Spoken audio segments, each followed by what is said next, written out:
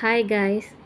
காலை எழுந்திரிச்சதுமே வேலை துணியை வாஷிங் மிஷினில் போடுற வேலை பெரிய வேலையாக இருக்குது. அதுவும் இல்லாமல் என் ஹஸ்பண்ட் சட்டையை அங்கங்கங்கே போட்டு வைப்பார். அவர் ட்ரெஸ்ஸு ஒரு இடத்துல ஒழுங்காக போடவே மாட்டார். எப்பவுமே அங்கங்கே போட்டு வச்சுட்டு எதுவுமே கை எடுக்க மாட்டார். எதுவுமே இது பண்ண மாட்டார். நம்ம தான் எல்லாத்தையும் பார்த்து ஒன்று ஒன்றா எடுத்து எல்லாமே ஒரு சின்ன குழந்தைக்கு சொல்கிற மாதிரி சொன்னால் கூட கேட்கவே மாட்டார். அப்போ செய்வார். ஆனால் அதுக்கப்புறமா திரும்பவும் அதே மாதிரி தான் பண்ணுவார். ஸோ அதனால் அவர் ட்ரெஸ் எல்லாம் எல்லாத்தையும் எடுத்துகிட்டு அந்த ஹேண்ட்ஸில் இருக்கிற அந்த மடிப்பெல்லாம் ரிமூவ் பண்ணிவிட்டு எல்லாமே வாஷிங் மிஷினில் போட்டு என் பையனோடது அதுக்கு மேலே இருந்துச்சு. அப்புறம் துணியெல்லாம் போட்டு விட்டு மணி 10:30 ஆகிடுச்சு. அதுக்கப்புறம் பூஜை ரூமெல்லாம் கொஞ்சம் க்ளீன் பண்ணணும் அப்படின்னு நினச்சேன்.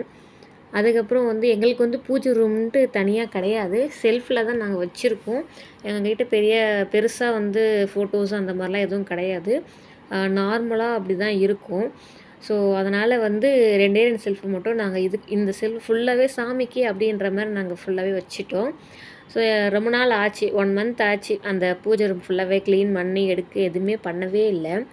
ஸோ அதனால் இப்போ நம்ம க்ளீன் பண்ணிடலாம். நாளைக்கு விநாயகர் சதுர்த்தி.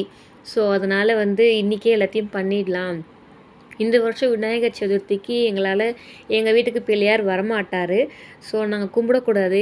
அதனால் எங்கள் அம்மா வீட்டுக்கு போகிறதா இருக்கும். ஸோ வீட்டில் நம்ம என்ன தான் அம்மா வீட்டுக்கு போனாலும் நம்ம வீட்டில் நம்ம க்ளீன் பண்ணி நம்மளோட நம்ம முடிச்சிடணும் அப்படின்ட்டு பூஜை ரூம் செல்ஃப் ஃபுல்லாக க்ளீன் பண்ணி எடுத்து அதை தொடச்சி எல்லாமே க்ளீன் பண்ணுறதுக்கு ரொம்ப அதாவது அவ்வை சண்முகியோட பாட்டை போட்டு விட்டுட்டு நம்ம வேலை செஞ்சால் எப்படி இருக்குமோ அந்த அளவுக்கு ஃபாஸ்ட்டாக வேலை பார்த்துட்டு இருந்தேன்.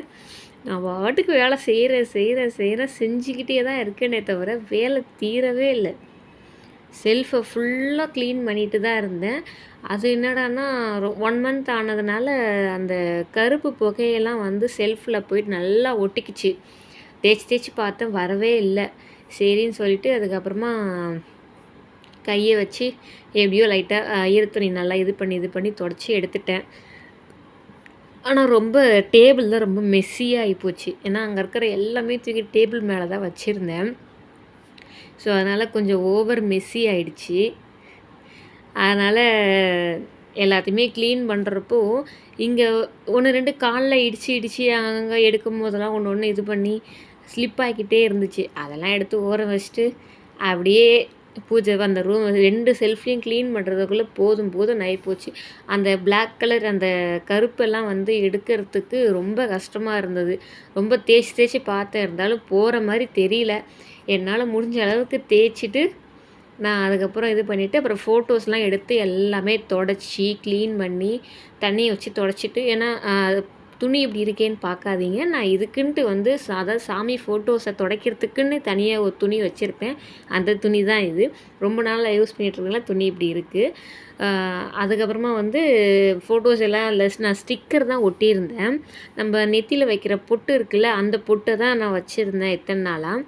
அதுக்கப்புறம் சரி இப்போ ஓகே நம்ம சந்தன குங்குமம் வைக்கலாம் அப்படின்ட்டு முடிவு பண்ணி அந்த ஸ்டிக்கர்லாம் எடுத்துகிட்டு நல்லா ஃபுல்லாக க்ளீனாக நல்லா அந்த ஸ்டிக்கரோட அந்த பேஸ்ட்டெல்லாம் அந்த இது இருக்கும்ல அதெல்லாமே போகிற அளவுக்கு நல்லா தேய்ச்சி தொடச்சி இன்னொரு துணி எடுத்து நல்லா அதை தொடச்சி காய வச்சுட்டு ஃபேனுக்கு நேராக வச்சு எல்லாமே காய வச்சு எடுத்து எல்லாம் பண்ணிவிட்டு அதுக்கப்புறம் பாபா சிலையும் விநாயகர் சிலை, குட்டி விநாயகர் சிலை, குபேரர் சிலை நிறைய வச்சுருக்கேன். அதை எல்லாத்தையுமே தண்ணியில் போட்டு கழுவிட்டு எல்லாத்தையுமே தொடச்சி என்னென்ன பண்ணணும். அபிஷேகம் வாரத்தில் 1 நாள் நான் பண்ணுவேன். மற்ற டைமில் சும்மா தான் நான் தண்ணியில் வச்சு கழுவுவேன். ஸோ அதனால் எல்லாத்தையுமே அதுலேயும் நான் ஸ்டிக்கர் தான் ஒட்டி வச்சுருந்தேன். சந்தன குங்குமம் வைக்கல.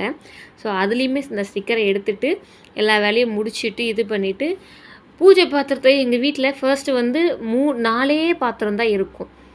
4 பாத்திரம் தான் இருக்கும். ஆனால் இப்போ கொஞ்சம் விவரம் தெரிய பூஜை பாத்திரம் நாளுக்கு நாள் அதிகமாகிடுச்சு. இப்போ இவ்வளோ பிளேட்ஸு அதுக்கப்புறம் விளக்கு அது இதுன்ட்டு நிறைய வர ஆரம்பிச்சிருச்சு.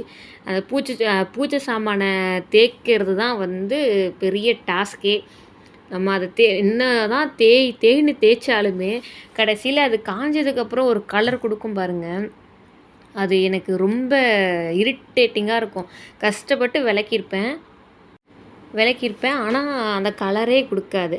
அதுக்கப்புறமா எல்லாத்தையும் தொடச்சி எடுத்து க்ளீன் பண்ணி பூஜை செல்ஃபில் அல்லது பேப்பர்லாம் போட்டு ஃபோட்டோவுக்கு சந்தன குங்குமம்லாம் வச்சுட்டு எல்லாத்தையும் அந்த இடத்துல அரேஞ்ச் பண்ணி விளக்கெல்லாம் சந்தன குங்குமம்லாம் வச்சுட்டு எல்லாமே எங்கெங்கே எப்படி எப்படி வைக்கணுமோ நான் இப்படி தான் எங்கள் வீட்டில் நான் இப்படி தான் வச்சு சாமி கும்பிடுவேன்.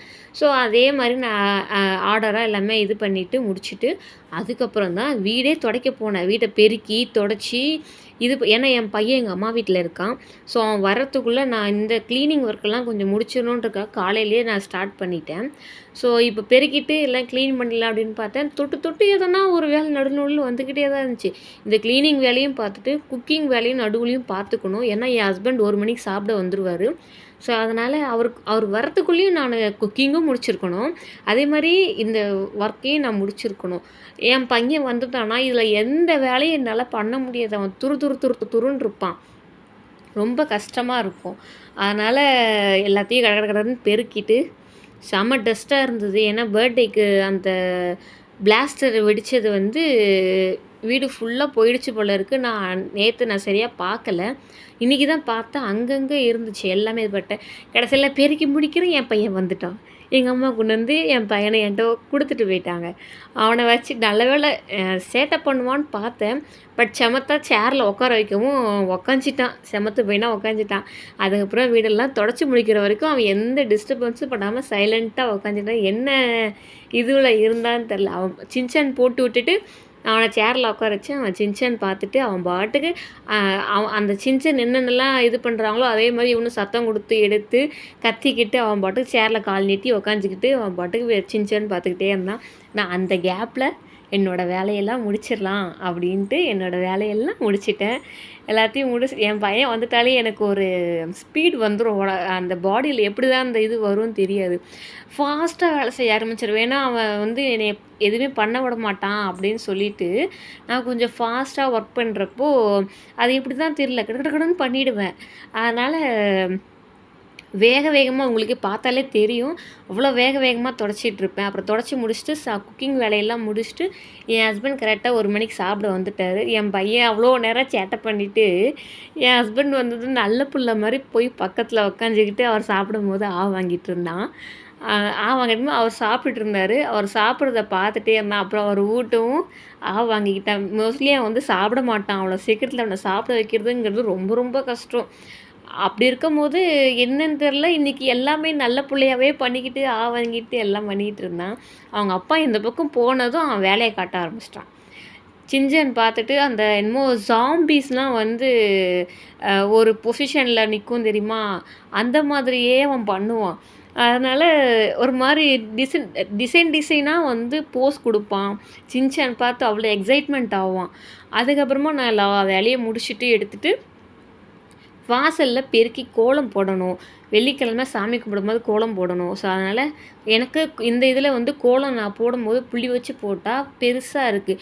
ஏன்னா எங்களோட வாசலும் பக்கத்தில் இருக்கிற வாசலும் ஆப்போசிட்டில் பக்கத்துலேயே இருக்குது.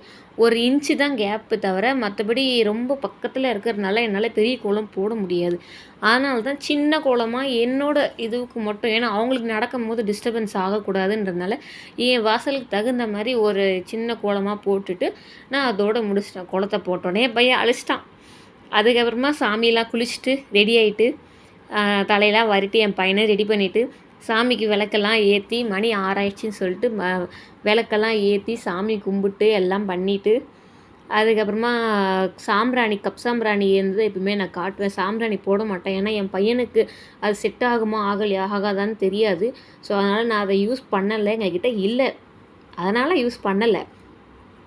ஸோ எல்லாத்துக்கும் சாம்பிராணி காமிச்சிட்டு எடுத்துகிட்டு சாமியெல்லாம் கும்பிட்டு கொஞ்சம் எல்லாத்தையுமே கிச்சனு, பெட்ரூமு, நான் எல்லா இடமே வீடு ஃபுல்லாகவே காட்டுவேன். ஏன்னா இதெல்லாம் லைட்டான புகை தான் இருக்குமா, ரொம்ப ஹெவி புகைலாம் இருக்காது. ஸோ அதனால் எங்களுக்கும் பெருசாக எந்த ஒரு இதுவும் இருக்காது. ஏன்னா நாங்கள் ஊதுபத்தி ஏற்றுறோம், சாதா சாம்பிராணி ஏற்றுறோம், கப் சாம்பிராணி 2 ஏற்றுறோம். அப்படின்றப்போ அதுவே புகை எங்களுக்கு ஜாஸ்தியாக இருக்கும். வீடு ஃபுல்லாக புகையாக இருக்கிற மாதிரியே இருக்கும். அதனால தான் நாங்கள் இதை மட்டும் நாங்கள் காமிச்சிட்டு சாம்பிராணிலாம் நாங்கள் போடவே மாட்டோம். எங்கள் அம்மா வீட்டில் சாமி கும்பிடும்போது நாங்கள் சாம்பிராணி போட்டு தான் கும்பிடுவோம். அப்போது அவங்க வீட்டில் ஸ்பேஸ் இருக்குது, ஓப்பன் ஸ்பேஸ் இருக்கிறதுனால அவங்களுக்கு சீக்கிரமாக அது எவாப்ரேட் ஆகிடும். ஸோ அதனால் அவங்க வீட்டில் போட்டால் அது பிரச்சனை இல்லை. எங்கள் வீட்டில் இருக்குது. பட் அவ்வளோ சீக்கிரம் அது வெளியே போக மாட்டேங்குது. சுற்றி சுற்றி திரும்ப வீட்டுக்குள்ளேயே தான் இருக்கே தவிர வெளியே போகிறதுக்கு ரொம்ப நேரம் ஆகுது. அது எங்களுக்கு இன்னும் மூச்சு முட்டுற மாதிரி இருந்துச்சா, ஸோ அதனால் நான் சிம்பிளாக எப்பவுமே ஒரே ஒரு கப் சாம்பிராணி மட்டும் வீடு ஃபுல்லாக காட்டுவேன். ஒன்று சாமிக்குன்னு உள்ளேயே வச்சுடுவேன். சாமி இடத்துலையே ஒன்று வச்சு ஏற்றிட்டு, ஒன்று மட்டும் வீடு ஃபுல்லாக நல்லா அது பாதி மெல்ட் ஆகிற வரைக்குமே வீடு ஃபுல்லாக சுற்றி சுற்றி எல்லா இடமும் காமிச்சிட்டு சாமிலாம் கும்பிட்டு என் பையனுக்கும் விபூதி வச்சு விட்டுட்டு, ஏன்னா நாங்கள் வந்து கற்பூரம் காட்டக்கூடாது, மணியாட்டி கற்பூரம் காட்டக்கூடாது. ஸோ அது ஒரு கொஞ்சம் நாளைக்கு எங்களுக்கு ஒரு பரிகாரன்றதுனால நாங்கள் அதை செய்யக்கூடாது. அதுக்கப்புறம் என் பையனுக்கு விபூதி வச்சு சாமியெல்லாம் கும்பிட்டு எடுத்துகிட்டு அவனுடைய ஆட்டத்தை கொஞ்சம் நேரம் பார்த்துக்கிட்டு இருந்தோம். அவன் வந்து சின்சன் பார்த்துக்கிட்டு ஆடிக்கிட்டு இருந்தான். இங்கிட்டும் அங்கிட்டும் போய் ஆடிக்கிட்டு இருந்தான். அவன் பாட்டுக்கு இருந்தான். ஏன்னா அவங்க அப்பா இருக்கார்ல, அவங்க அப்பா இப்போ வந்துட்டதுனால அவர் வந்து அவர் ஆட்டத்தை காட்டுறாரு. ஒரு நேரம் சமத்து பிள்ளையாக இருப்பான், ஒரு நேரம் அட்டகாசம் பண்ணிகிட்ருப்பான். அதனால் இந்த இது பாருங்கள் நீங்களே எவ்வளோ சேட்டை பண்ணிகிட்ருக்காருன்னு. அந்த சவுண்டு மட்டும் நான் வச்சு காட்டியிருந்தேன்னா, அவர் கத்துற சவுண்டு அப்படி கத்துவான் அவன். சின்சன் வந்துருச்சுனாலே போதும், எவ்வளோ தூக்கத்தில் இருந்தாலும் துரை எந்திரிச்சிருவார். எந்திரிச்சு பார்ப்பாரு. அப்படி ஒரே ஜம்மு டக்குன்னு ஃப்ராக்ஷன் ஆஃப் செகண்டில் எந்திரிச்சு உக்காந்து சின்சன் பார்த்துட்டு அப்படிம்பா. அவ்வளோ குஷியாக இருக்கும். இன்னும் அவன் பேச ஆரம்பிக்கலை. அதனால் அவனுக்கு அந்த ஆன்ற சவுண்டு மட்டும்தான் கொடுப்பான். எதுவாக இருந்தாலுமே அந்த சவுண்டு மட்டும்தான். அந்த சவுண்டு வச்சு தான் அவனுக்கு எல்லாமே இது பண்ணணும். அப்போ அவங்க அப்பா கிட்டே வந்து உக்காந்துக்கிட்டு 2 பேரும் அப்பாவும் பையனும் விளையாண்டுக்கிட்டு இருந்தாங்க. அவன் வந்து கொஞ்சம் இது பண்ணிக்கிட்டு இருந்தான்னு சொல்லிட்டு மடியில் உட்கார வச்சாரா, அப்போ கொஞ்சம் சேட்டை பண்ணிகிட்டு இருந்தான்ட்டு 2 பேரும் கொஞ்சிக்கிட்டு இருக்காங்க. அப்பாவும் பையனும். என்னையை மட்டும் டீலில் விட்டுட்டாங்க. அவங்க மட்டும் கொஞ்சிக்கிட்டு இருக்காங்க. என்னையெல்லாம் கண்டுக்கவே இல்லை. நான் ஒருத்தி இருக்கேன்றதே கண்டுக்கல. அதுக்கப்புறமா சாப்பிட்டு அவனுக்கு மருந்து கொடுத்துட்டு சாப்பாடெலாம் ஊட்டி விட்டுட்டு அவங்க பாட்டி வீட்டுக்கு கிளம்பிட்டார் சாரு. ஸோ அதனால் வந்து அப்படியே நடந்தே அவங்க பாட்டி கடைக்கு போயிட்டு அவங்க பாட்டி கிளம்புறப்போ இது பண்ணிக்கலாம். இது எங்கள் அம்மாவோடைய கடை. அம்மா அப்பா 2 பேருமே கடை வச்சுருக்காங்க. ஸோ அதனால் இவனை டெய்லியுமே நைட்டு இந்த டைமில் போய் நான் அவனை கடையில் விட்டுருவேன். அம்மா வந்து கூட்டிகிட்டு போயிடுவாங்க நைட்டு. ஸோ அதனால் சார் நடந்து போங்கன்னு சொன்னால் அவர் அந்த வண்டிக்கிட்டேயே போய் நின்றுட்டு இது பண்ணிக்கிட்டு இருந்தார்.